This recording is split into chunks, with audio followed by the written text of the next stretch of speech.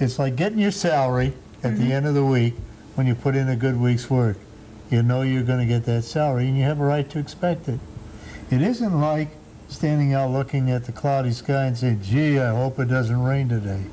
Right. It's not wishful thinking.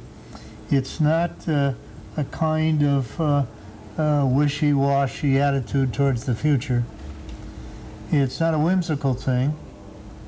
It would be nice if, but it's an honest, solid feeling that I have a right to this as a result of that, and I'd be awfully disappointed if it didn't happen. In fact, if it didn't happen, I wouldn't know what to do. That's the opposite of hope, then, is despair. So when we talk about our organization as Focus Hope, we're saying if we do the appropriate things, if we focus on getting all the appropriate things done in a person's life or in our little city's life to get what we think we should have, then we have a right to expect that to happen. We've appropriately invested, appropriately prepared, appropriately trained, everything's in place. Push the button, it should work. That's great. And how about you, Eleanor? Hope for me, as far as it relates to Focus Hope, means that I have the same philosophy as Father, that it's honest expectation that we're going to be part of building a society where everybody is appreciated and that we celebrate our diversity. And when we started, it was a hope that we could bring the black and white community together so that they would understand one another and appreciate one another. So that's where I'm coming from when we talk about hope. And she said it. If we hope to bring them together, then we've got to have something. Like in the original thing, we threw big parties in downtown Detroit and drew hundreds of thousands of people.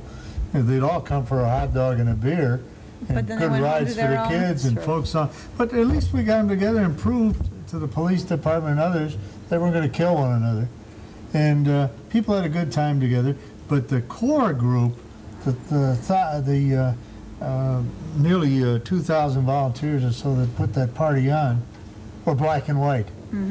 So that was the group that really came together to get the job done.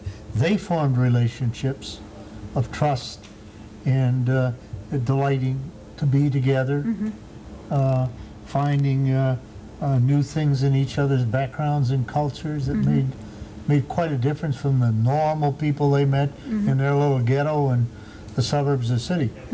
So we started back then saying, if we're going to bring people together, it's got to be to bring them together to get something done. And as they work together to get something done, instead of coming together to be together, come together to get something done together.